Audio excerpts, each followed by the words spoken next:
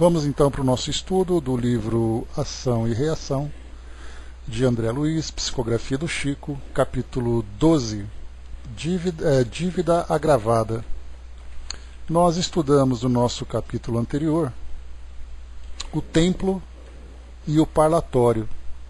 Nesse capítulo, nós conhecemos então aquele espaço que André Luiz apresentou para nós lá na Mansão da Paz, falando sobre um ambiente de reflexão, um ambiente de preces, onde nós tínhamos aqueles grupos que demonstravam ali uma grande força da fé, a partir da fé que abraçavam, e ao mesmo tempo nós encontramos também espíritos ainda bastante desequilibrados, querendo que as coisas se resolvam, sem que tenham a compreensão das ações que precisam aplicar, que precisam empreender. Então, foi colocado para nós aqui, deixa eu só fazer aqui a leitura rápida dessa apresentação. André Luiz, então, junto com Hilário, solicitaram ao diretor Druso que mantivesse Silas como sendo ali o orientador para essa visita, que eles então continuariam fazendo lá na mansão para novos aprendizados. E aí então foi concedido. E aqui foi colocada aqui a consulta ao templo e o parlatório exteriores ao nosso domicílio, usualmente frequentados por irmãos do plano físico, provisoriamente desligados da habitação corpórea por influência do sono, bem como pelos companheiros desencarnados que vagueiam em torno da mansão à caça de reconforto. Muitos deles estão ligados ao nosso santuário pelos fios da reencarnação, enquanto muitos outros chegam até nós em busca de socorro. Dispomos aí de atendentes numerosos que lhe coletam as reclamações e registram os problemas para orientarmos com segurança o nosso esforço de paz e cooperação. É interessante assim que os amigos se incorporem durante alguns dias às nossas equipes de serviço, colaborando conosco e relacionando apontamentos diversos. Então, foi apresentado esse ambiente, nós conhecemos ali uma ou outra personagem que lá se encontrava, falava desse templo como sendo um templo ecumênico, onde cada indivíduo ali professava a sua fé, se comunicava com as entidades ali de sua devoção, e plasmava então naqueles pequenos nichos que existia lá. E do lado de fora, como nós vimos também, aquele tumulto todo de pessoas ali sofrendo com aquela agitação toda. Então esse foi o local apresentado para nós no nosso último capítulo, e aqui agora a dívida agravada é o novo capítulo aqui para o nosso estudo. E ele diz assim então, antes aqui só para a gente poder pegar aqui o fio da meada, nesse recinto dedicado à palavra livre encontramos realmente a nossa divisa vibratória. Além dele é a dor inconformada e terrível, gerando monstruosidade e desequilíbrio, a exprimirem o inferno da interpretação religiosa comum. No entanto, muros adentro de nossa casa, é a dor paciente e compreensiva, criando renovação e reajuste para os caminhos do céu. Diante dos quadros deprimentes sobre nossa vista, não dispunhamos de expressão para qualificar o estupor de que nos sentíamos domiciliados. Foi por isso que nos calamos de maneira instintiva perante a aquietação do assistente, que, a nosso ver, recorria silencioso a favor da oração. Então nós concluímos aqui aquele capítulo, e aqui agora continuam as novas observações feitas ali pelo nosso grupo. Enquanto outros servidores da instituição por nós passavam à pressa, com o evidente intuito de auxiliar, o dileto companheiro de Druso desceu a escadaria do templo em nossa companhia, explicando: muitos companheiros de serviço valem-se deste horário para o culto espontâneo do amor fraterno. Ouvem aqui, neste locutório, os desesperados e os tristes, e tanto quanto lhes é possível, administram-lhes medicação e consolo, não somente os exortando à compreensão e à serenidade, mas também os acompanhando aos círculos tenebrosos ou à esfera dos encarnados para a obra de assistência aos laços afetivos que lhes permutam o coração. Então, esses companheiros de serviço que é colocado para nós, que aproveitam então esse culto espontâneo e fraterno, são também trabalhadores, né? São servidores lá da instituição, porque eles também são envolvidos naquelas atividades, para resolverem os próprios problemas de uma forma prática. Porque, do contrário, seria alguém pedindo, comentando sobre o sofrimento de um ente querido encarnado, por exemplo, e a resposta seria: olha, fique tranquila, que Deus vai prover, que Deus vai ajudar, fique sereno e coisa e tal. Pelo contrário, né, eles acabam integrando um grupo de assistência direta àquele ente querido. Né? Então, eles acabam trabalhando em benefício da resolução daquela situação. E continua aqui. Nesse instante, entramos mais diretamente em contato com os grupos rumorosos. Agora, adaptada à nossa visão à sombra reinante, conseguíamos diferenciar as figuras lamentáveis e exóticas que nos cercavam agoniadas. Eram mulheres de duro semblante que a miséria desfigurava e homens de fisionomias torturadas pelo ódio e pela angústia. Dificilmente, de nossa parte, poderíamos avaliar-lhes a idade, segundo o escalão terrestre.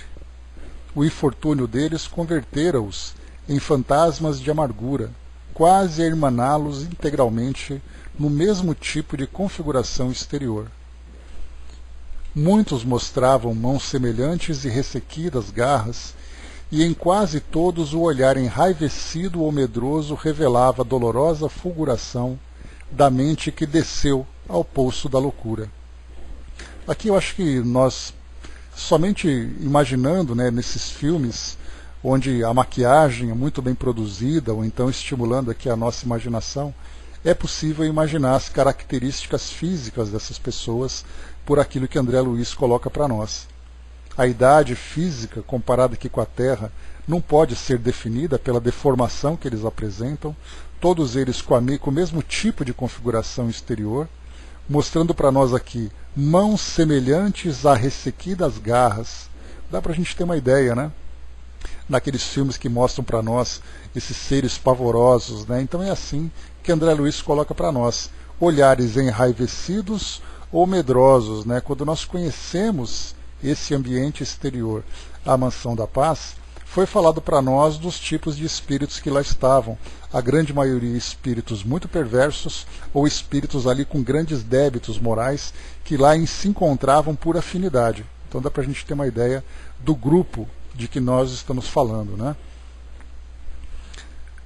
Só que nesse caso, esses espíritos aqui, embora eles apresentassem essas características, eles eram acolhidos pela mansão, estavam naquele local, né, do lado de fora do templo, né, pedindo preces, pedindo ajuda, só que daquela forma desesperada, como nós vimos ali agora há pouco. Então é desse grupo que eles estão avaliando. Diz aqui então para nós: preces comoventes misturavam-se a clamores sinistros de revolta. Dá para a gente ter uma ideia aqui do conflito, né? De você fazer, de um lado tendo preces comovidas e do outro aquele sentimento de revolta, pedindo a justiça, pedindo que as coisas se ajeitem, só que no caso, né, de acordo com a justiça de cada um, e não seguindo as determinações divinas. E vendo contristados a multidão em movimentos rudes, ante a portas abertas do santuário tranquilo, perguntamos ao assistente por que não se acolhia toda ela ao templo hospitaleiro, então quase deserto. Ou seja, né, o cenário nós temos ali o templo com as portas abertas, mas com pouca gente lá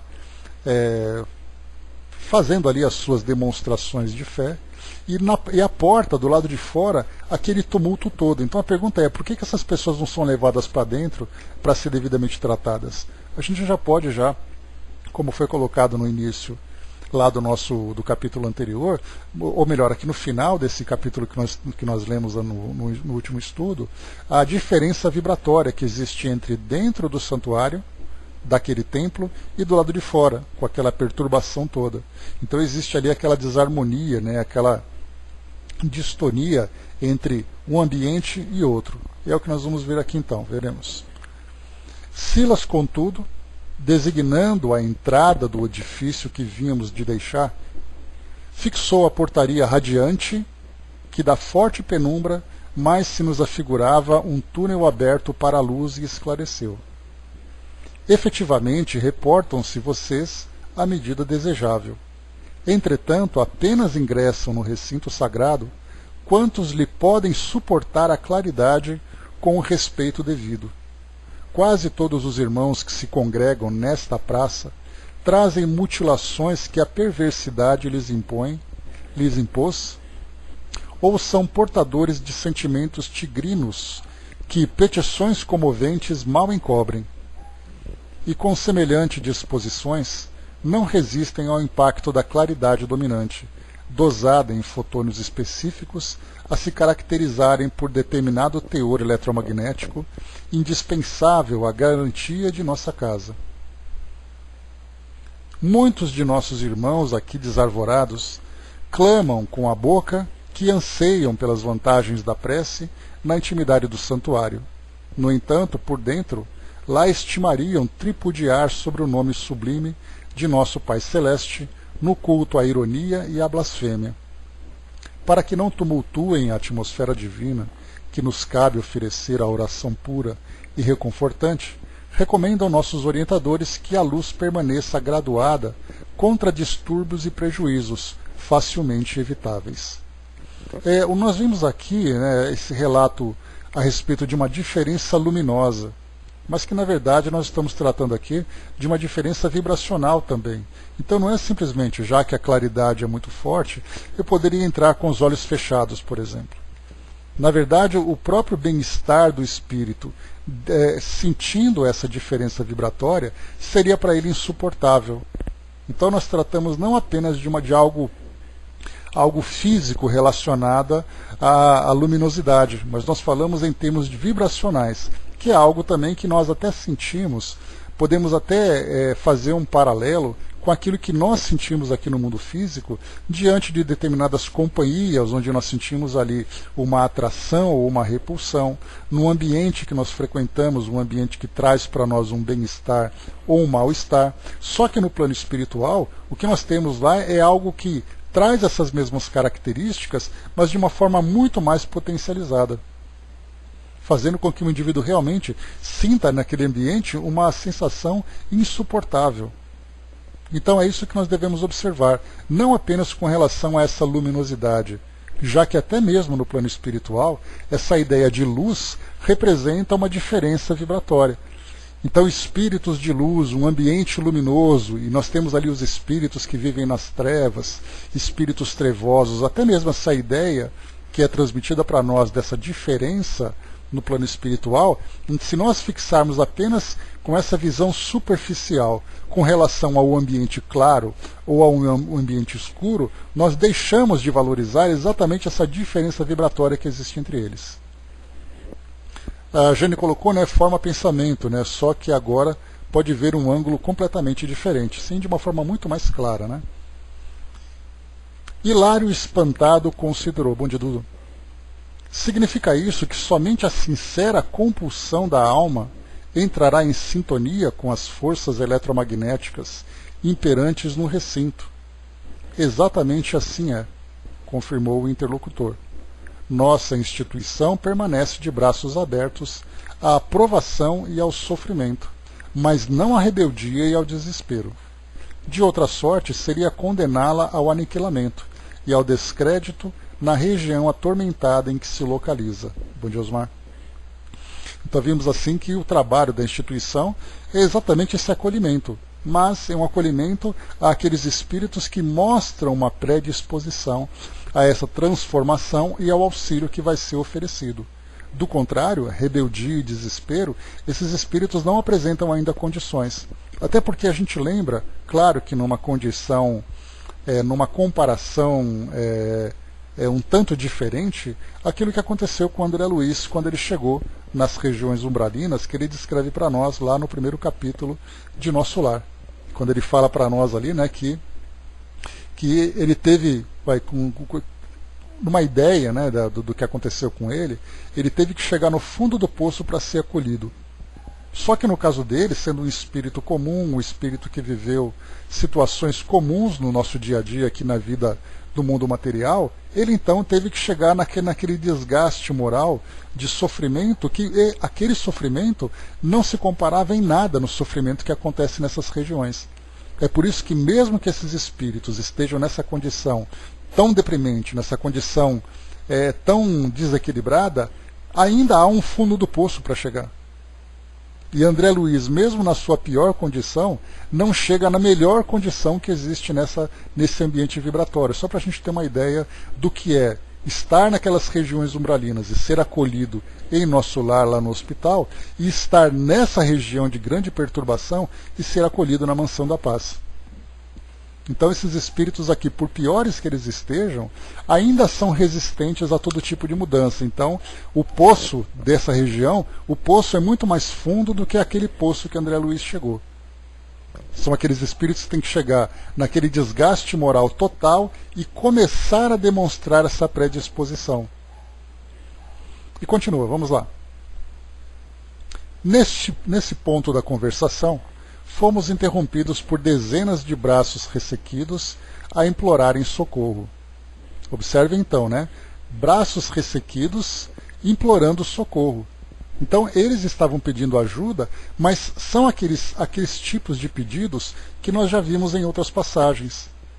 Aqueles espíritos que pedem ajuda, mas eles pedem ajuda para sair do sofrimento. Não porque eles mostrem uma predisposição para a mudança. Então é aquela história assim, olha, me tira daqui que eu estou sofrendo, tá, mas e depois, o que você vai fazer? Ele vai continuar fazendo a mesma coisa que fazia antes. Silas fitava-os compadecido, mas sem se deter, até que nosso passo foi cortado por apressada mulher, exclamando ansiosa, assistente Silas, assistente Silas. Nosso amigo identificou-a, porque, parando de súbito, estendeu-lhe a destra amiga, murmurando, Luísa, a que vens? Defrontavam-se em ambos a curiosidade e a aflição. A senhora, desencarnada, com sinais de irreprimível angústia, gritou sem preâmbulos. Socorro, socorro, minha filha, minha pobre Marina esmorece. Tenho lutado com todas as minhas forças para furtá-la ao suicídio, mas agora me sinto enfraquecida e incapaz. Os soluços sufocavam-lhe a garganta, inibindo-lhe a voz. Fala, disse o orientador em nossa excursão, em tom imperativo, como se o alarme daquele instante lhe obscurecesse a serenidade mental, imprescindível ao entendimento da nova situação. A infeliz, ajoelhada agora, ergueu os olhos lacrimosos e suplicou. Assistente, perdoe-me a insistência em falar-lhe de meu infortúnio, mas sou mãe. Minha desventurada filha pretende matar-se esta noite, comprometendo-se ainda mais com as trevas da sua consciência. Silas aconselhou-lhe a volta ao lar terreno, como lhe fosse possível, e, dando-nos as mãos, promoveu a viagem rápida para o objetivo a que devíamos atender. Aqui a Jane colocou, né, sim, fundo do poço, ainda bem que existe o livre-arbítrio, né, começa a compreender os efeitos. Então, para muitas vezes, né, Jane, não basta apenas você tentar sensibilizar alguém com palavras e com motivações. A pessoa precisa se esgotar diante do sofrimento para poder se transformar, né? Infelizmente, é a dor na sua mais alta potência. Assim dizia, né, pedem para parar de sofrer, mas sem reconhecer, e principalmente aceitar a necessidade de transformação. Exato, né, porque são aqueles espíritos que de alguma forma ainda trazem a revolta, ainda trazem ali o sentimento de vingança, um sentimento de dor moral no coração, e ele só vai se sentir satisfeito quando ele mesmo fizer justiça. Mas nesse caso ele quer parar de sofrer, porque o sofrimento ainda é intenso. Seria mais ou menos, se nós fizéssemos uma comparação bastante pobre, comparada com o nosso cotidiano, alguém, por exemplo, que tem câncer de pulmão, pede para o câncer desaparecer, mas ele não deixa, né, ele não apresenta o esforço para parar de ser fumante. Então seria assim, ele quer que o câncer pare, mas que ele continue de alguma forma desfrutando do prazer que aquela substância provoca para ele, promove para ele.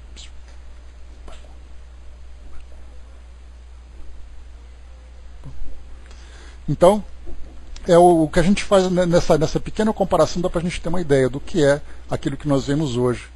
Ou, mais ou menos, o que acontece também, por exemplo, dentro de uma penitenciária. O indivíduo fala assim: olha, me tira daqui que esse lugar é um inferno. Mas e o crime que você cometeu? Ah, eu fiz isso mesmo porque o fulano merecia tal coisa. Então a gente vê assim, fazendo aquela comparação do que é o indivíduo que precisa se transformar e precisa muitas vezes de um esforço que aparentemente é quase que inalcançável, tamanho seu estado de endurecimento, mas ao mesmo tempo ele tem aquela sensibilidade para pedir para que aquele sofrimento pare. Então a gente vê ali uma incoerência entre aquilo que ele quer, já que ele próprio é o causador daquele sofrimento, com aquilo que ele precisa fazer, algo que nem sempre ele está disposto a fazer. O Flávio lembrou ali rebeldia, que é exatamente o estado em que eles se encontram. E nós podemos encontrar isso tudo, exatamente o que eu falei para vocês. Se nós encontrarmos hoje em hospitais, penitenciárias, nós vamos ver exatamente situações assim. Pessoas doentes porque ficaram doentes pela forma que viviam, mas gostariam que parassem de sofrer com a doença sem mudar os seus hábitos, e ao mesmo tempo em penitenciários com relação a crimes. Nós vemos exatamente isso, só que infinitizalmente, vocês entenderam, muito mais potente do que a condição em que eles estão se apresentando. Olha, me travou a língua agora. Mas vamos lá, vamos em frente. Vocês entenderam, né? Deixa eu ver aqui. Bom dia, Gilda. Deixa eu pegar aqui o caminho onde nós paramos.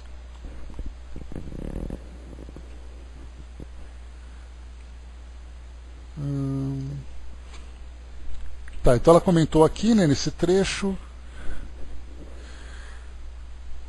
minha desventurada filha pretende matar-se essa noite, comprometendo-se ainda mais com as trevas da sua consciência.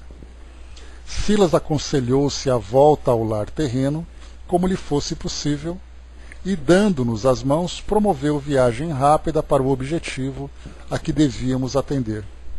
Em caminho informou: trata-se de companheira da mansão, reencarnada há quase 30 anos, sob os auspícios de nossa casa. Prestar-lhe-emos o necessário auxílio, ao mesmo tempo que vocês poderão examinar um problema de débito agravado. Notando que o nosso amigo entrara em silêncio, meu colega externou: é impressionante observar o número de mulheres em trabalho de oração e assistência nessas paragens. Preocupado qual se achava, nosso generoso companheiro tentou ensaiar um sorriso que lhe não chegou nos lábios e juntou: grande verdade. Raras esposas e raras mães demandam as regiões felizes sem os doces afetos que acalentam no seio. O imenso amor feminino é uma das forças mais respeitáveis na criação divina. Então, aqui para a gente analisar algo que merece destaque: são raras as esposas e raras as mães que demandam as regiões felizes sem os doces afetos que acalentam no seio. Certa vez eu trouxe para vocês, isso já há algum tempo, uma estatística que falava sobre a presença das pessoas dentro de cada religião, E essas orientações que foram passadas, aliás, essa pesquisa, mostrou que as mulheres que frequentavam esses ambientes, não importa qual religião fosse, ou qual religião seja, porque certamente essa ainda é uma verdade, as mulheres que geralmente frequentam, elas vão em nome da família, em nome dos companheiros, em nome dos filhos, e claro, também pedindo assistência para suas necessidades. Mas nem sempre, na maioria das vezes, não é uma necessidade isolada, é uma necessidade familiar. Já os homens que frequentam as instituições vão pedindo ajuda para suas próprias necessidades, como, por exemplo, ele está desempregado, ou ele está sofrendo de alguma forma na relação. Então nós percebemos nessa pesquisa, mostrando claramente essa sensibilidade feminina que é mostrada na prática. Isso não é simplesmente uma dedução. foi feita uma pesquisa perguntando para as pessoas qual é o motivo que você veio aqui nessa igreja, qual é o motivo que você veio aqui nessa instituição. E aí foi trazido exatamente, né, que a preocupação, aquele espírito, né, familiar, ele é muito mais presente no coração feminino do que no coração masculino. Embora os homens, né, nós homens, tenhamos aquela preocupação de sermos mantenedores, de trabalharmos, né, em prol da família, mas em termos de sensibilidade, ela é muito mais intensa no coração feminino. Ambos têm a mesma preocupação, ambos podem fazer os mesmos esforços, mas aquele coração materno ele está sempre presente, né? O Flávio falou sobre trabalho no chat, né? Não apenas isso, né, Flávio? Basta a gente ir num centro espírita e assistir a uma palestra e fazer uma análise da quantidade de pessoas que tem nesse centro e fazermos uma estatística separando ali, né, as mulheres e os homens. Nós veremos sempre as mulheres muito mais presentes nos serviços religiosos e, né, nas instituições filosóficas do que os homens. É aquela coisa meio rígida, né? Não, eu sou homem, não preciso dessas coisas. E a mulher sempre buscando através dessa sensibilidade. Então isso aí para nós não é apenas um ensinamento doutrinário, é uma comprovação de pesquisa que foi feita, né? De uma metodologia científica aplicada. E aqui então, como foi colocado para nós, nesse trecho que era bastante importante, mais uma vez aqui lendo: raras esposas e raras mães demandam as regiões felizes sem os doces afetos que acalentam no seio. Certa vez nós fizemos um estudo a respeito daquela ideia de você morre e você vai para o paraíso, né? Você vai lá no mundo espiritual de acordo com esse dogma que fala do paraíso, do inferno, né? Então muitas vezes nós temos assim, né, aquela boa mãe, aquela boa esposa, aquela boa avó que desencarna e vai para os planos superiores feliz da vida, como se tivesse ali alcançado a plena felicidade. E aí então é um equívoco muito grande, porque mãe alguma, avó alguma ou companheira alguma que mostre realmente grande amor no coração, consegue ir para o mundo espiritual, para essas esferas superiores, viver esse estado de plenitude e saber que tem um ente querido sofrendo aqui no mundo físico ou mesmo no plano espiritual. Ela pode até ter merecimento e ela pode até ocupar essa posição, mas a sua preocupação sempre vai ser voltar para tentar resgatar e auxiliar aquele coração sofrido. Então isso é muito interessante porque nós vemos aqui em várias passagens nessas histórias, vemos aqui no mundo físico que é a mesma coisa, de que forma, né, que os nossos sentimentos trabalham de acordo, né, com as experiências que cada um vive. O Flávio coloca, né, o imenso amor feminino é uma das forças mais respeitáveis da criação divina, né? Vamos ter que reencarnar em corpo feminino para aprender esse imenso amor. Isso não se aprende na teoria, não se aprende nos livros, né? Por isso, então, essas nossas reencarnações trazem para nós experiências diversas. Então, essas experiências vão, então, completando, né, esse aprendizado do nosso desenvolvimento espiritual. Lembre-me daquela passagem, né, acho que em Libertação, aquele espírito que tinha o divino amor maternal. Nós tivemos duas passagens, foram duas personagens que foram solicitadas para auxiliar, né, em algumas orientações, que tinham exatamente esse divino amor maternal, porque através da forma como ela falava, das vibrações que ela irradiava, ela era capaz de transformar aqueles espíritos que estavam sendo assistidos, né? Então, isso é bastante interessante, né? Então, o que foi chamado a atenção de Hilário foi quando ele colocou impressionante o número de mulheres em trabalho de oração e assistência. E aí depois aqui embaixo colocado exatamente, né, esse imenso amor feminino é uma das forças mais respeitáveis na criação divina. A Jane colocou, né, é uma consequência, né, por isso vivem mais nos domínios da mente. Aí observa todos os lados do problema, né? Não muito agradável, né? Ou seja, conforme pensamos, ainda somos, assim somos, né? Lembrar sempre que alguns levam tempo para ser os efeitos, né? Para sentir os efeitos dos seus erros e fracassos, né? Não são coagidos a fazer uma revisão das vidas passadas, tão logo chegam. Uns levam tempo, né? Isso. Levam tempo para ver os efeitos, né? Exato. Então, realmente ali eles demoram, né, até que cheguem naquele estado de equilíbrio, de reequilíbrio, para começarem a ter consciência, para depois começarem a fazer aquele trabalho de real elevação espiritual. A Cindizinha colocou, né, a gente vê isso nos livros espíritas mesmo, né, a mãe de André Luiz preocupada em ajudar ele e o pai, Lívia, esposa de Emmanuel, né? A Alcione, que reencarnou para ajudar Ciro, né? Acho que é esse o nome, no livro Renúncia. Esse eu não lembro porque eu não li esse livro, assim dizinha, mas fica aí o registro da personagem, né? Então a gente vê sempre assim, essa grande preocupação de resgate, né? Quem trabalha por esse resgate?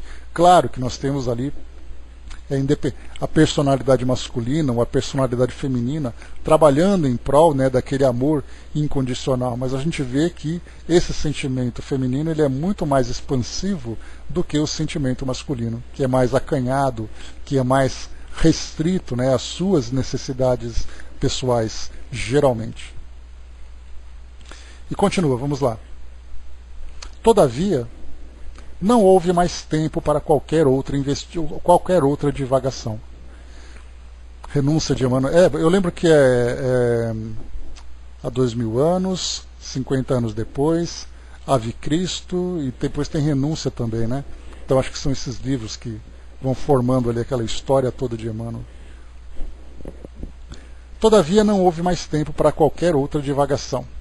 Atingíramos no plano físico pequena moradia constituída de 3 peças desataviadas e estreitas. O relógio acusava uns minutos depois de 0 hora. Tá certo, Andréa. Acompanhando Silas, cuja presença deslocou diversas entidades da sombra, que ali se ajudavam com a manifesta intenção de perturbar, ingressamos num quarto humilde. Percebemos, sem palavras, que o problema era efetivamente desolador. Junto de jovem senhora, agoniada e exausta, uma menina de 2 a 3 anos choramingava inquieta. Lembrando, né, que, conforme foi colocado para nós aqui por Silas, essa jovem senhora, por volta de 30 anos, ela estava vinculada à Mansão da Paz. Então a mãe dela, que era desencarnada, estava ali acompanhando, né, o desenvolvimento ali da filha nessa encarnação, então a assistência foi prestada por essa instituição, pelo vínculo que ela tinha, que nós não conhecemos aqui, né, da sua programação reencarnatória, mas nós veremos aqui o porquê dessa dívida agravada, que é o título do nosso capítulo. Via-se-lhe nos olhos esgazeados e inconscientes o estigma dos que foram marcados por irremediável sofrimento ao nascer. Contudo, através da preocupação indisfarçável de Silas, era fácil reconhecer que a pobre senhora era o caso mais urgente para os nossos cuidados. A infeliz de joelhos beijava sofregamente a pequenina, mostrando a indefinível angústia dos que se despedem para sempre. Logo após, em movimento rápido, tomou de um copo em que se encontrava a beberagem, cujo teor tóxico não nos deixava qualquer dúvida. Antes, porém, de colá-lo à boca em febre, eis que o assistente lhe disse em voz segura: Como podes pensar na sombra da morte sem a luz da oração? A desventurada não lhe ouviu a pergunta com os tímpanos de carne, mas a frase de Silas invadiu-lhe a cabeça qual rajada violenta. Lampejaram-lhe os olhos com um novo brilho e o copo tremeu-lhe nas mãos, agora indecisas. Nosso orientador estendeu-lhe os braços, envolvendo-a em fluidos anestesiantes de carinho e bondade. Marina, pois, era ela a irmã para quem aflito coração materno suplicara socorro. Dominada de novos pensamentos, recolocou o perigoso recipiente no lugar primitivo e, sob a vigorosa influência do diretor de nossa excursão, levantou-se automaticamente e estirou-se no leito em prece. Deus meu, Pai de infinita bondade, implorou em voz alta, compadece-te de mim e perdoa-me o fracasso. Não suporto mais. Sem minha presença, meu marido viverá mais tranquilo no leprosário e minha desventurada filhinha encontrará corações caridosos que lhe dispensem amor. Não tenho mais recursos. Estou doente. Nossas contas esmagam-me. Como vencer a enfermidade que me devora, obrigada a costurar sem repouso entre o marido e a filhinha que me reclamam assistência e ternura? Silas administrava-lhe passes magnéticos de prostração e, induzindo-a a ligeiro movimento do braço, fez que ela mesma, num impulso irrefletido, batesse com força no copo fatídico que rolou no piso do quarto, derramando o líquido letal. Em lágrimas copiosas, a pobre criatura insistiu desolada. Ó Senhor, compadece-te de mim. Reconhecendo no próprio gesto impensado a manifestação de uma força estranha a entravar-lhe a possibilidade da morte deliberada naquele instante, passou a orar em silêncio, com evidentes sinais de temor e remorso, atitude mental essa que lhe acentuava a passividade e da qual se valeu o assistente para conduzi-la ao sono provocado. Então nós vimos aqui que essa atitude de Silas, envolvendo com essas vibrações e fazendo com que ela refletisse naquilo tudo e visse o ato que ela queria praticar, pensando nas consequências e sendo tomada por esse temor e por esse remorso, essa postura dela fez com que ela então se abrisse a uma maior influência. Então primeiro veio aquele choque inicial daquela mensagem, para que ele então fizesse a prece. Depois veio ali o copo que foi esbarrado, que ela visse o que ela ia fazer. E depois veio o sentimento então de remorso. Silas emitiu forte jato de energia fluídica sobre o córtex encefálico dela, e a moça, sem conseguir explicar a si mesma a razão do torpor que lhe invadia o campo nervoso, deixou-se adormecer pesadamente, qual se houvera sorvido violento narcótico. O assistente interrompeu a operação socorrista e falou-nos bondoso. Temos aqui asfixiante problema de conta agravada. Antes de continuarmos aqui a explicação, nós lembramos que essa ação que Silas conseguiu alcançar, esse trabalho que ele conseguiu realizar, pelo menos naquele momento, de impedir que o suicídio fosse cometido, ele infelizmente não é conseguido com outras situações. Basta a gente lembrar, por exemplo, o próprio Camilo Cândido Botelho, no Memórias de um Suicida, quando a gente fala que ele cometeu o suicídio, contou toda a sua trajetória no plano espiritual, junto com aqueles outros companheiros de atitude, eles também não estavam isolados. Certamente havia espíritos por perto, espíritos amigos tentando demovê-los daquela intenção, assim como também outros espíritos influenciando negativamente. Então não basta apenas a gente pensar assim que nessa história os espíritos atuaram e deu tudo certo, tudo foi resolvido, enquanto outros espíritos foram infelizes porque ficaram abandonados ao suicídio. Tudo depende muito da forma como as coisas acontecem dentro de cada pessoa. Nesse caso aqui deu tudo certo. Nós estudamos, por exemplo, se eu não me engano foi no livro, acho que foi no livro Libertação que nós estudamos, um caso em que uma jovem foi envolvida ali pelos trabalhadores, incluindo ali André Luiz, que estava naquele grupo, para não cometer o aborto. E ela foi completamente indiferente às influências que recebeu. O aborto foi cometido, infelizmente. Então nós vemos assim que há muitos casos em que crimes acontecem, crimes contra os outros, crimes contra a própria pessoa, que as situações fora da lei de causa e efeito, das experiências dolorosas que cada um deve vivenciar, mas que os espíritos, simplesmente tomados por essa decisão e fazendo uso do seu livre-arbítrio, não receberam essas influências, ou melhor, não sentiram os efeitos dessas influências dos espíritos que trabalhavam no auxílio daquela situação. Jane colocou nesse sentimento de culpa seria mais ou menos assim. Uma é a ideia perfeita que entramos na reencarnação, vou conseguir. A outra é o resultado, na verdade, como a vida foi vivida realmente. Então, há esse conflito, aquilo que nós programamos e aquilo que nós realizamos. Silas então trouxe para nós, temos aqui asfixiante problema de conta agravada. E designando a jovem mãe, agora extenuada, continuou. Marina veio de nossa mansão para auxiliar a Jorge e Zilda, dos quais se fizera devedora. No século passado, interpôs-se entre os dois, quando recém-casados, impelindo-os a deploráveis leviandades que lhes valeram angustiosa demência no plano espiritual. Depois de longos padecimentos e desajustes, permitiu o Senhor que muitos amigos intercedessem junto aos poderes superiores, para que se lhes recompusesse o destino e os três renascessem no mesmo quadro social para o trabalho regenerativo. Marina, a primogênita do lar de nossa irmã Luísa, recebeu a incumbência de tutelar a irmãzinha menor, que assim se desenvolveu ao calor de seu fraternal carinho. Mas quando moças feitas, há alguns anos, eis que, segundo o programa de serviço traçado antes da reencarnação, a jovem Zilda reencontra Jorge e reatam instintivamente os elos afetivos do pretérito. Amam-se com fervor e confiam-se ao noivado. Marina, porém, longe de corresponder às promessas esposadas no mundo maior, pelas quais lhe cabia amar o mesmo homem no silêncio da renúncia construtiva, amparando a irmãzinha, outrora repudiada esposa,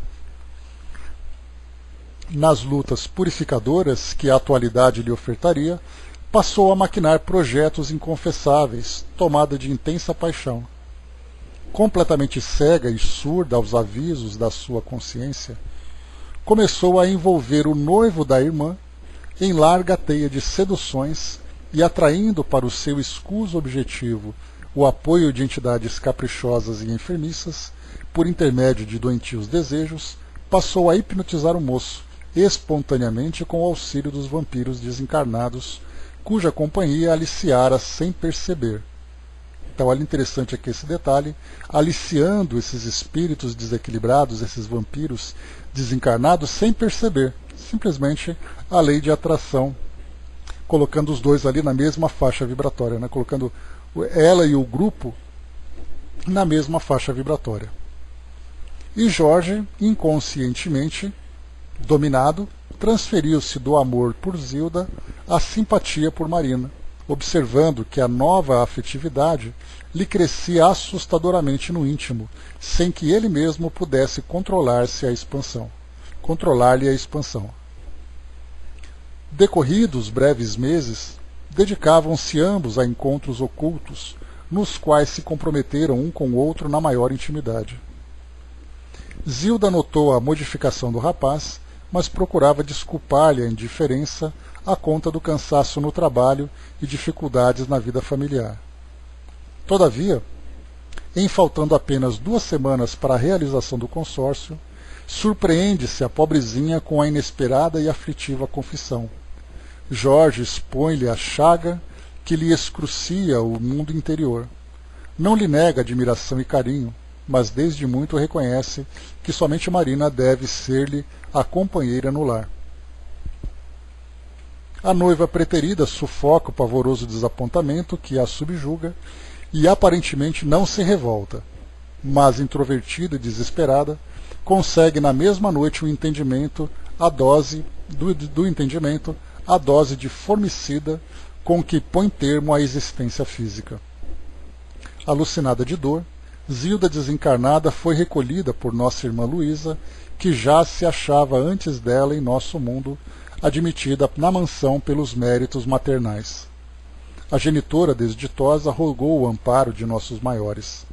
Na posição de mãe, apiedava-se de ambas as jovens, de vez que a filha traidora, aos seus olhos, era mais infeliz que a filha escarnecida, embora esta última houvesse adquirido o grave débito dos suicidas, em seu caso atenuado pela alienação mental em que a moça se vira, sentenciada sem razão a inqualificável abandono. Examinado o assunto carinhosamente pelo ministro Sanzio, a gente lembra, né, ministro Sanzio, lá do Ministério da Regeneração de nosso lar, que conhecemos pessoalmente, determinou ele que Marina fosse considerada devedora em conta agravada por ela mesma. E logo após a decisão, providenciou a fim de que Zilda fosse recambiada ao lar para receber aí os cuidados merecidos. Marina falhara na prova de renúncia em favor da irmã que lhe era credora generosa, mas condenara-se ao sacrifício pela mesma irmãzinha, agora imposta pelo aresto da lei ao seu convívio, na situação de filha terrivelmente sofredora e imensamente amada. Foi assim que Jorge e Marina, livres, casaram-se recolhendo da terra a comunhão afetiva pela qual suspiravam. Entretanto, 2 anos após o enlace, receberam Zilda em rendado berço como filhinha estremecida. Mas desde os primeiros meses do rebento adorado, identificaram-lhe a dolorosa prova. Zilda, hoje chamada Nilda, nasceu surda-muda e mentalmente retardada em consequência do trauma perispirítico experimentado na morte por envenenamento voluntário. Inconsciente e atormentada nos refolhos do ser pelas recordações asfixiantes do passado recente, chora quase que dia e noite. Aqui, antes da gente continuar, é algo que vale a pena a gente considerar. No caso de Zilda, que era a irmã que se casaria com Jorge, e sendo traída pela irmã Marina, acabou cometendo suicídio, e depois, então, nesse processo rápido, para que as coisas se resolvessem, ela então foi encaminhada para a reencarnação como filha desse casal. Essa filha trouxe então essas consequências perispiríticas dessa morte por envenenamento. Então aqui, surda-muda e mentalmente retardada. Aí nós podemos colocar aqui que trouxe uma doença congênita grave, que trouxe para ela todo esse problema.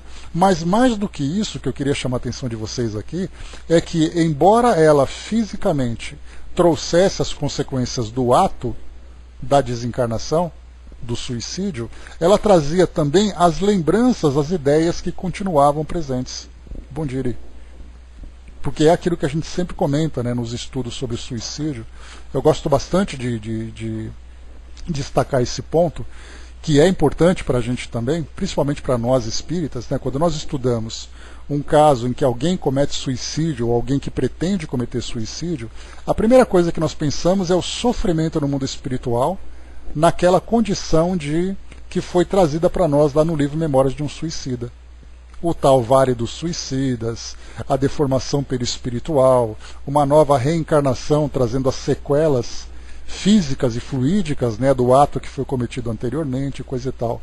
Mas a gente muito pouco valoriza e leva em consideração o ato psicológico. Porque a questão psíquica do suicídio é algo que vem se desenvolvendo durante algum tempo. Esse algum tempo pode ser um tempo curto, médio ou longo, dependendo do caso. Aqui, por exemplo, que nós vimos no caso de Zilda, foi uma situação muito rápida, porque ela soube da traição e em seguida cometeu suicídio. Em outros casos, por exemplo, de depressões, de grandes frustrações, nós vemos então que são coisas que vêm acontecendo durante alguns anos, até que chega um momento em que a pessoa não suporta mais. Então, esses casos, o psiquismo do indivíduo vem então cultivando aqueles sentimentos, vem cultivando aquelas ideias para chegar nesse ato desesperado. Chegando no mundo espiritual, não é apenas aquele ato em si, mas vem o constrangimento daquilo pelo ato que praticou, mas principalmente todas as situações, todas as lembranças, todo o efeito psicológico daquilo da experiência que ele viveu anteriormente. Então, se é um estado depressivo que vem se desenrolando, essa depressão continua no mundo espiritual. Se é o caso, por exemplo, de uma traição, como Zilda sentiu, veio aquela grande frustração, aquela decepção, aquele desejo de não mais existir e tudo mais, chega no plano espiritual, o espírito continua sentindo isso. Então é importantíssimo nós valorizarmos aquilo que vem antes, que vem durante e que vem após o suicídio. Esse antes é toda a experiência que fez com que ele culminasse naquele ponto. O durante é o ato suicida e as consequências imediatas. E depois vem o depois, que é quanto tempo o espírito continuar ainda naquela mesma condição. Quantos espíritos que reencarnam, por exemplo, com profundo estado de depressão, com profundo estado de desequilíbrio psicológico, não apenas um desequilíbrio, uma desarmonia física, mas um desequilíbrio psicológico, e a pessoa reencarna e continua vivendo daquela mesma forma, ela continua sofrendo ali todos os efeitos psicológicos. Que para muitos espíritos é uma situação que demanda talvez 2, 3 encarnações para que ele possa dissipar completamente qualquer lembrança daquilo que ele está vivendo. Então não pensemos apenas em vale de suicidas, em deformações físicas como memórias traz para nós. Porque lá também mostra que o próprio Camilo, como outros espíritos, trazem os seus complexos, trazem as suas culpas, que continua durante muito tempo, a ponto de, como nós vimos ali naquele espírito Jerônimo, ele foi encaminhado para o manicômio do Hospital Maria de Nazaré pelo fato de se encontrar naquele estado profundo de desequilíbrio, depois de ver ali a família, né? No caso, a filha sendo aliciada pela própria mãe, o filho se tornando um criminoso, e ele como culpado daquilo tudo, porque ele cometeu suicídio e fez com que todo mundo depois seguisse por aquele caminho tão desequilibrado. Então, como quando foi colocado para nós aqui nesse trecho, ó, inconsciente e atormentada nos refolhos do ser, atormentada nos refolhos do ser, ou seja, aquilo que ela viveu anteriormente continua vivendo também agora nessa nova encarnação. Pelas recordações asfixiantes do passado recente, chora quase que dia e noite. Observe então que aqui a gente vê, claro, né, uma reencarnação que aconteceu quase que imediatamente ao suicídio, mas imaginemos aquele caso, como é, por exemplo, o Camilo, né, que ele teve ali uma vivência de 50 anos depois da sua desencarnação, para planejar uma nova reencarnação e tudo mais. Então, tem aqueles espíritos que chegam no mundo espiritual, se reconciliam, né, ou melhor, se equilibram no mundo espiritual e tal, planejam uma nova encarnação, mas levam consigo, talvez não com tanta intensidade como nós vimos nesse caso, já que as coisas aconteceram de uma forma muito recente, mas ele traz aquelas sensações, aquelas impressões psíquicas que ficam ainda registradas no seu inconsciente. Jane colocou, né, você é ousado, né? Deixa eu ver aqui. O acusado, o juiz e o júri, né? O julgamento é próprio, sabe, mas não quer ver, imagina encarar a si mesmo, né? Pois é, e nesses casos do suicídio as coisas vêm de uma forma muito mais intensa, né? Qual o momento que ficamos prontos para encarar isso, né? Olha, Jane, teoricamente, né, a gente vê aqui nos livros que são passados para nós, todo aquele processo, né, de tratamento, no caso de André Luiz, por exemplo, embora não tenha sido suicídio, né, apesar dele ter sido classificado como suicídio inconsciente, mas no caso dele ele passou pelo tratamento, depois ele começou a passar por aquele trabalho, houve aquele trabalho psicológico e tal, e ele começou a reencontrar pessoas e as coisas foram encaminhando. Ele teve o seu tempo. No Memórias de um Suicida, a gente também teve ali vários casos que foram contados, né? Então cada espírito ali no seu tempo, de acordo com a sua culpa, de acordo com a sua disposição. E não é à toa que nós recebemos tantas e tantas mensagens dos espíritos falando sobre perdão e, mas principalmente, auto-perdão. Porque o espírito que ele consegue praticar o auto-perdão, ele vê, reconhece o erro, mas ele mostra uma grande disposição de mudança. Então esse auto-perdão é aquilo que vai anular aquele sentimento de culpa que ele traz, e até mesmo, muitas vezes podemos dizer, aquele sentimento de desprezo para si mesmo. Por ter sido tão fraco, por ter aí se rebelado contra as leis divinas, e aí vem todo aquele complexo de culpa que se desenvolve. Então cada um tem o seu próprio tempo, né? Esse que é o detalhe. Não dá para dizer assim que pegar, como nós vimos, né, 10 suicidas e esperarmos que os 10 se recomponham no mesmo tempo. Nós vimos lá no livro, no Memórias, que traz para nós ali, no caso de Jerônimo, foi para o manicômio, no caso do outro, foi para uma reencarnação imediata, o outro que adiou um pouco mais a sua reencarnação, e aí então cada um lidando com suas próprias experiências, né? Então cada um precisa realmente do seu próprio tempo. André colocou, né, o mais difícil é sabermos e entendermos todo esse processo, mas não conseguirmos passar com clareza, né? Isso para uma pessoa que não é espírita, né, está em desespero. É muito complicado, e realmente é, André. Né? Então, claro, né, no caso do nosso trabalho, por exemplo, da experiência que a gente tem do atendimento fraterno online, o nosso trabalho é fazer um encaminhamento das pessoas para que busquem essa ajuda. Mas quem se encontra, por exemplo, num centro espírita e faz um atendimento presencial, as coisas são muito mais práticas, não que sejam fáceis, mas são muito mais práticas, porque é olho no olho, a pessoa vai conversar, vai trocar ideias. Então o nosso trabalho é muito difícil de fazer. Porque a gente manda aquela mensagem, né, sem que a pessoa mostre que realmente tem a disposição de fazer algo. Então nós sentimos isso na pele, né, nesse contato que nós temos com esses casos que vão aparecendo para nós. E realmente é muito difícil de trabalhar com isso.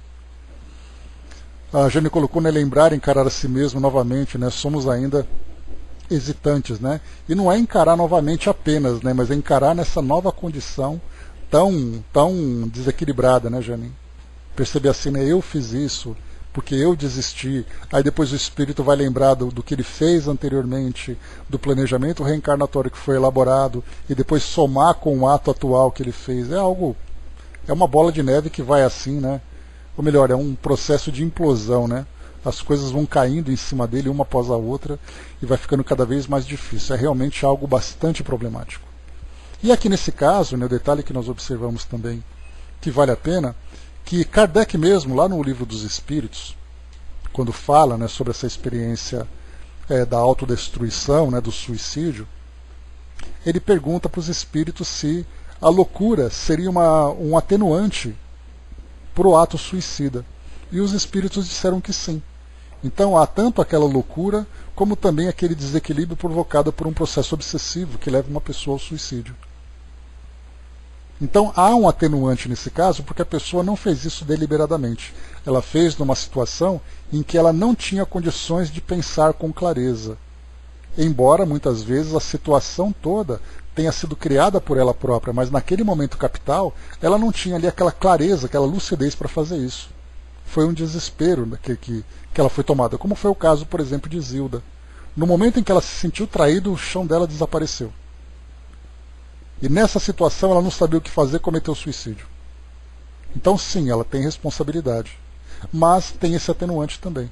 Se, para ela, reencarnar nessas condições surda-muda e mentalmente retardada, e mais sentindo também essa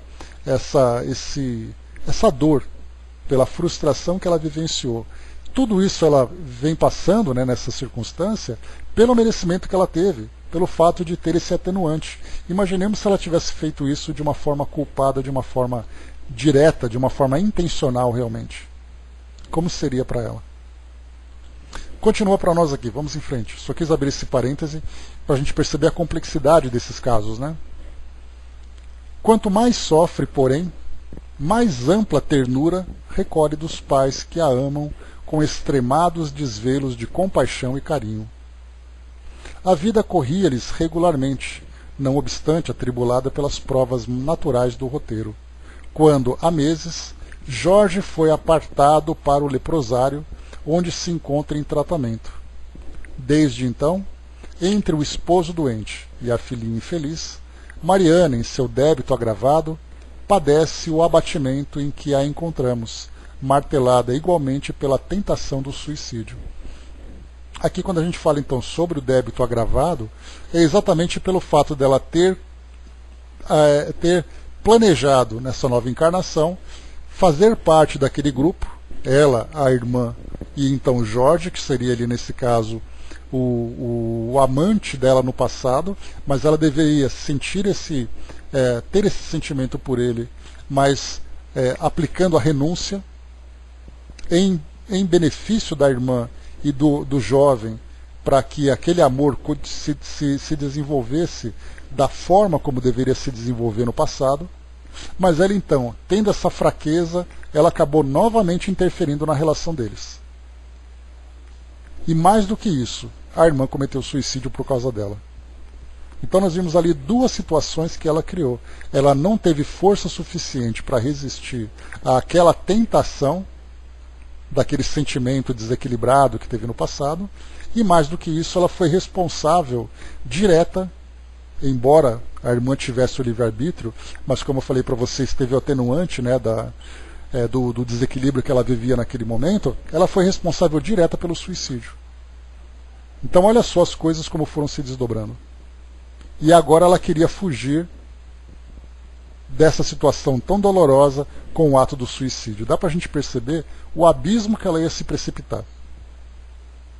Errou a primeira vez nessa mesma encarnação, foi responsável pela segunda vez e ia cometer o suicídio depois. Imaginemos quantas encarnações essa jovem levaria para poder se recuperar perante não apenas os envolvidos que ela prejudicou, mas perante a própria consciência dela. E o pior é que nós encontramos muitos casos assim. Nós vemos, por exemplo, hoje, crimes que são cometidos, erros que são praticados, suicídios que também são cometidos, e que nós vemos apenas esse ato, Não, porque fulano acabou matando, porque fulano cometeu suicídio, porque fulano traiu, porque fulano agrediu. Então nós vimos naquele momento as coisas acontecendo, mas nós não conhecemos a história pregressa desses casos que muitas vezes foram agravados por essas ações do presente. Então aquilo que nós vimos hoje no presente não é uma ação inicial. Foi uma prova frustrada de algo que já tinha um comprometimento no passado.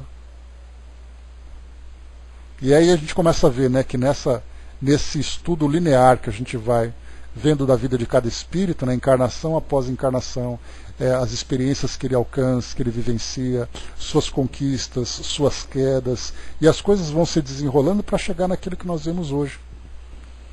E mais importante do que isso, nós olhamos para esses casos aqui que são trazidos para nós, exatamente para que a gente possa olhar para a nossa própria vida e perceber que nós também estamos aqui vivendo compromissos importantes assumidos no plano espiritual. Compromissos individuais, compromissos do grupo familiar, compromissos coletivos com a nossa sociedade.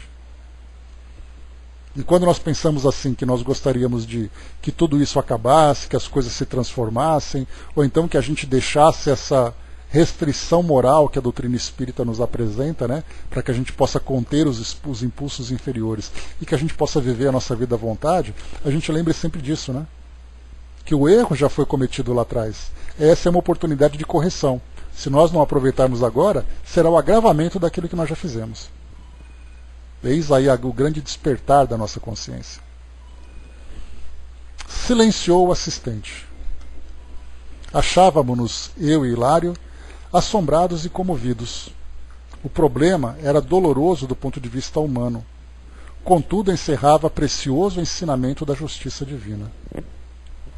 Silas acariciou a moça prostrada e acentuou: auxiliar-nos-á o Senhor para que se recupere e reanime. Nesse instante, a irmã Luísa penetrou no recinto, entre deprimida e ansiosa. Inteirou-se de todas as ocorrências e agradeceu enxugando as lágrimas.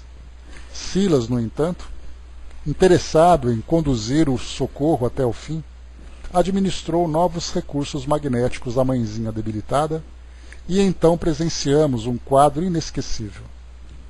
Aqui, quando ele fala irmã Luísa, a gente lembra que não é a irmã dela, né? A irmã Luísa, o tratamento do plano espiritual, né? Então, quando eu li aqui a irmã Luísa, né? A gente ficou conversando aqui durante tanto tempo que as personagens acabaram dispersando aqui na minha cabeça, né? Quando eu falei irmã Luísa, eu falei, mas que irmã Luísa é essa? Ela não tinha irmã nenhuma, né? Então, na verdade, a gente lembra que a irmã Luísa foi aquela irmã que recorreu ao socorro de Silas lá no templo, né? E pediu ajuda imediata porque o ato já estava para acontecer. Marina ergueu-se em espírito sobre o corpo somático e pousou em nós o olhar vago e inexpressivo. Nosso diretor, porém, como a despertar-lhe as percepções do espírito, afagou-lhe as pupilas, com as mãos aureoladas de fluidos luminescentes, e de repente, à maneira do cego que retorna a visão, a pobre criatura viu a genitora que lhe estendia os braços amigos e carinhosos.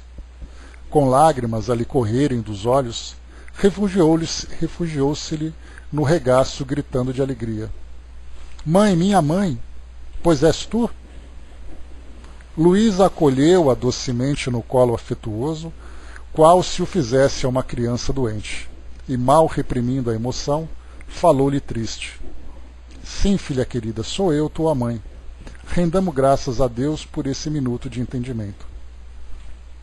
E beijando-a ternamente, embora aflita, continuou: Por que o desânimo, quando a luta apenas começa?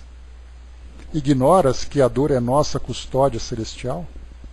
Que seria de nós, Marina, se o sofrimento não nos ajudasse a sentir e raciocinar para o bem? Regozija-te no combate que nos acrisola e salva para a obra de Deus. Não convertas o amor em inferno para ti mesma e nem creia consigas aliviar o esposo e a filhinha com a ilusão da fuga impensada. Lembra-te de que o Senhor transforma o veneno de nossos erros em remédio salutar para o resgate de nossas culpas. a enfermidade de nosso Jorge e a aprovação de nossa Nilda constituem não somente o caminho abençoado de elevação para eles mesmos, mas igualmente para teu espírito que se lhes associa à experiência da trama da redenção. Aprende a sofrer com humildade para que a tua dor não seja simplesmente orgulho ferido. Que fizeste do brio de mulher e do devotamento de mãe? Ouvidas-te o culto da oração que o lar te ensinou? Enganaste assim tanto para abraçar a covardia como glória moral? Ainda é tempo. Levanta-te, desperta, luta e vive. Vive para recuperar a dignidade feminina que te nasce com a nódoa da traição. Recorda a irmãzinha que partiu acabrunhada ao peso do fardo de aflição que lhe impuseste e paga em desvelo e sacrifício ao pé da filhinha doente a conta que deves à eterna justiça. Humilha-te e resgata a própria consciência com o preço da expiação dolorosa, mas justa. Trabalha e serve, esperando em Jesus, porque o divino médico te restituirá a saúde do esposo para que juntos possamos conduzir a pequenina enferma ao porto da necessária restauração. Não penses estar sozinha nas longas e ermas noites em que te divides entre a vigília e a desolação. Comungamos os mesmos sonhos, partilhamos as mesmas lutas. Que paraíso haverá para os corações maternos que choram, além do túmulo, senão a presença dos filhos abençoados, embora esses muitas vezes lhe ocasionem longos dias de angústia? Compadece-te de mim, tua mãe, por enquanto sentenciada ao sofrimento pelo amor com que te ama. Antes da gente continuar aqui, vale só para a gente poder fazer uma análise importante. Nós percebemos que, embora a dívida tenha sido agravada, nós percebemos que nessa mesma encarnação em que ela cometeu o erro, ela tem a possibilidade de resgatar pelo menos uma parte daquilo que ela fez. Que é exatamente prestar essa assistência para a irmã, que no passado cometeu o suicídio e agora vem como filha doente. Então ela pode auxiliar a própria irmã nesse resgate e também se reabilitar. Eu me lembro de uma passagem importante, lá no Centro Espírita Leon Denis, o então presidente Altivo Panfiro, ele trouxe para nós um estudo, uma palestra que foi feita, e ela veio de uma forma transcrita, né? E foi perguntado a um dos mentores da casa, não me lembro quem era, a respeito se é possível uma mulher que comete o aborto se reabilitar na mesma reencarnação, apesar do ato que praticou. E a orientação que ele recebeu, ele passou isso nessa instrução, foi dita que nessa mesma encarnação, usando uma belíssima expressão, é possível que a mulher costure o próprio perispírito através da doação do amor. Então nós vemos que, apesar do ato ter cometido na mesma encarnação, é possível que nós então trabalhemos para essa reabilitação antes mesmo de chegar à outra encarnação seguinte, a essa encarnação seguinte. Porque nós temos ainda essa ideia da lei de causa e efeito, assim, eu cometo um erro agora e no futuro eu vou resgatar esse meu erro. Então eu já começo a trazer a ideia de que na próxima encarnação ela já vai trazer para mim muitos problemas, muitas dores, muitas dificuldades, para que eu possa resgatar aquilo que eu fiz hoje. Então nós percebemos que cada dia é uma oportunidade de começar ou de recomeçar um trabalho que foi interrompido. Então, no caso dela, ela tem a possibilidade, se ela se tornar, por exemplo, aquela mãe dedicada, aquela esposa devota, se dedicar tanto na assistência do agora marido, que não deveria sê-lo, né? E também da filha, que agora traz essa doença toda, se ela se tornar, por exemplo, uma esposa exemplar, uma mulher exemplar e uma mãe exemplar, certamente chegando no plano espiritual, ela já vai ter conquistado muitos méritos para fazer com que na próxima encarnação ela tenha ali um caminho tranquilo para resgatar aquilo que ela fez. E não mais o agravante, que já está agravado. Então a gente sempre pensa assim, é possível? Porque da mesma forma que nós temos o sistema carcerário, o indivíduo que cometeu um crime, Ele é preso, ele é julgado, ele é condenado, e aí ele vai então fica encarcerado durante aquele período da sua condenação, ele sai como um cidadão reabilitado. Pronto, ele cumpriu a sua pena. A mesma coisa acontece dentro do campo moral e espiritual também. Então, muitas vezes nós recebemos solicitações de pessoas, por exemplo, nós já tivemos casos de pessoas que cometeram um aborto, perguntando se era possível resgatar aquilo nessa mesma encarnação, e nós lembramos, né, que pode acontecer, por exemplo, dela dedicar o amor dela à assistência a filhos desamparados, a crianças desamparadas, através do trabalho voluntário. Numa nova reencarnação, ela pode se dedicar àquele novo filho de uma forma bastante não exclusiva, né, mas refazendo a frase, né, ela pode se dedicar com intensidade naquele compromisso de mãe, porque ela aprendeu que se ela desprezou naquele ponto inicial, ela pode agora sentir esse mesmo efeito com esse novo filho, que porventura também pode ser o mesmo filho que foi desprezado anteriormente. Nós tivemos casos também de pessoas que tentaram suicídio. E houve aquela tentativa frustrada, né? Felizmente uma tentativa frustrada. Então a pessoa disse assim, olha, eu tentei suicídio, eu quero saber se esse meu ato comprometeu a minha existência. E o esclarecimento que a gente dá é, se você viver a sua vida agora com toda a alegria, com toda a dedicação, com todo o amor, fazendo valer a pena, aquele ato acaba sendo depois deixado para trás, porque você conseguiu se reabilitar ainda nessa mesma encarnação. Olha que aprendizado importante que nós adquirimos nesse tipo de reflexão. Perceber que cada momento da nossa vida é um momento de começar, é um momento de construir. E nunca é tarde, se nós deixarmos para uma próxima encarnação, também será bem resolvido, mas se nós podemos fazer agora, por que não? Só que aí entra o problema da culpa. Muitas vezes a pessoa é tomada de tal culpa que ela diz assim, bom, já estou perdido mesmo, né? Então, eis aí que ela perde uma preciosa oportunidade de se reabilitar perante a própria consciência, perante as leis divinas, através dos próprios esforços. Já nem lembrou aqui para a gente poder concluir. Fique imaginando, embora angustiante, essa experiência maravilhosa, né? Estar consciente dos amigos espirituais ao seu lado, dando força, paz, tranquilidade e, melhor ainda, sendo auxiliada com crítica construtiva, né? Esse é o papel dos bons amigos espirituais, né? Mostram para nós ali o que foi feito de uma forma equilibrada, de uma forma serena, amorosa, e depois mostra a possibilidade de regeneração através desse incentivo, né? Então não tem coisa melhor para nós. Para a gente finalizar aqui então, né? Calou-se Luísa, pois que singultos incessantes lhe abafaram a voz. Marina, agora ajoelhada e lacrimosa, osculava-lhes as mãos, clamando em súplica. Mãe querida, perdoa-me, perdoa-me. Luísa ergueu-a com esforço e, dando-nos a ideia dos calvários maternais que costumam prender as grandes mulheres depois da morte, conduziu-a em passos vacilantes até a criança enferma e, acariciando a fronte da pequenina, empapada de suor, implorou humilde. Filha querida, não procures por porta falsa de deserção. Vive para a tua filhinha, como permite o Senhor, possa eu continuar vivendo por ti.